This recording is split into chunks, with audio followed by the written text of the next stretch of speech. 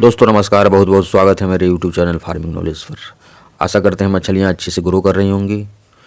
तो दोस्तों आज हम एक बहुत ही बेहतरीन टॉपिक लेकर के आए हैं। छोटी सी जानकारी आपको देना चाह रहे हैं दोस्तों। तो वह टॉपिक है सिल्वर कार्प मछली के बारे में।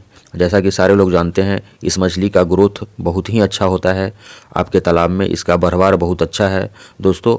तो इसी के लिए हम आपको तो पालन करने का सारा चीज़ पता ही होगा दोस्तों, लेकिन हम एक टेक्निक आपको इस वीडियो के माध्यम से हम एक छोटा सा टेक्निक आपको बताने जा रहे हैं दोस्तों, जिसका पालन करके आप अपने सिल्वर कार्प मछली का बहुत कम समय में बहुत अच्छा ग्रोथ कर पाएंगे दोस्तों। तो वीडियो पर बने रहें, संपूर्ण वीडियो को देखें। छोटा वीडियो होगा और चैनल पर अगर नए हैं तो चैनल को सब्सक्राइब करेंगे प्लीज़ दोस्तों। तो दोस्तों हम बात करने जा रहे हैं सिल्वर कार्प मछली के बारे में। जैसा कि आप सारे बंधु जानते ही हैं, 3 तरह की विदेशी कार्प मछली होती है जिसका पालन हम लोग अपने तालाब में बड़े ही आराम से करते हैं। नंबर 1 पर आता है सिल्वर कार्प मछली दोस्तों, नंबर 2 पर आता है ग्रास कार्प मछली दोस्तों, और नंबर 3 पर कॉमन कार्प मछली दोस्तों।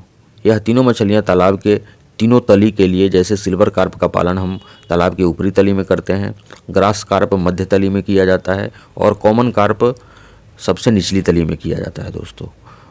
आज हम आपको बताने जा रहे हैं कि किस तरह से आप सिल्वर कार्प का पालन करेंगे तो कम समय में आप 1 केजी का इसको कर लेंगे, या 2 केजी का कर लेंगे, या आप 3 केजी का भी कर लेंगे दोस्तों। तो हम आपको पहले बताते हैं इसके भोजन के बारे में।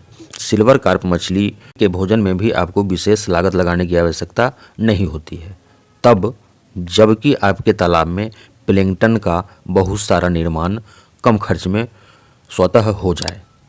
तो ऐसा नहीं है दोस्तों कि प्लैंक्टन का निर्माण भी स्वतः हो जाता है। स्वतः का मतलब कि अपने आप हो जाता है। उसके लिए भी दोस्तों आपको कुछ मेहनत करना पड़ता है, कुछ खर्च करना पड़ता है, लेकिन आपको कुछ ही खर्च करना पड़ता है, बहुत थोड़ा खर्च करना पड़ता है, जिसका लागत बहुत कम आता है।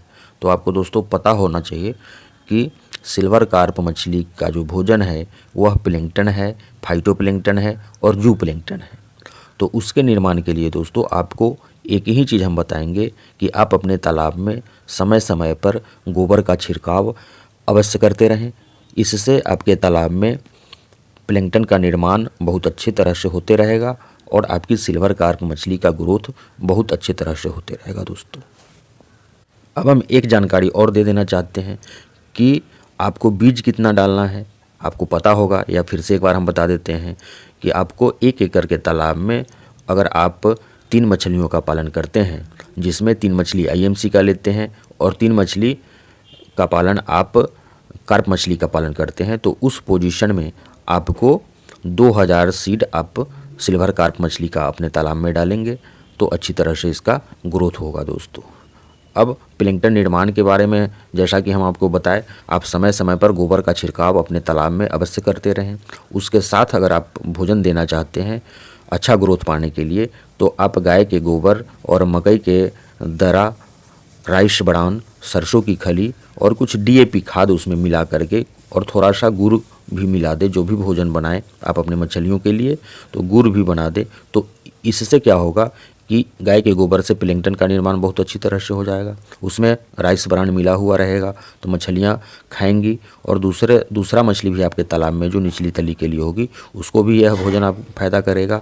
और DAP एक उर्वरक है जिसका आप प्रयोग अपने खेत में भी करते हैं, जैसे आलू की बुआई करते हैं या किसी भी फसल की बुआई करते हैं, गेहूं का करते हैं, तो आप अपने खेत में इस उर्वरक का प्रयोग करते हैं जिससे आपके पौधों का अच्छी तरह से विकास होता है। उसी तरह से आपके अगर DAP आप अपने तालाब में प्रयोग करते हैं तो उसमें उर्वरक यानी कि प्लैंक्टन अच्छी तरह से बन जाता है, जो आपके सिल्वर कार्प मछली के लिए बहुत अच्छा होता है।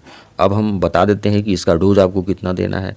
तो DAP खाद अगर आप प्रयोग करना चाहते हो दोस्तों, अगर नहीं भी करते हैं तो कोई बात नहीं है, लेकिन अगर करना चाहते हैं तो इसका फ़ायदा आपको होगा।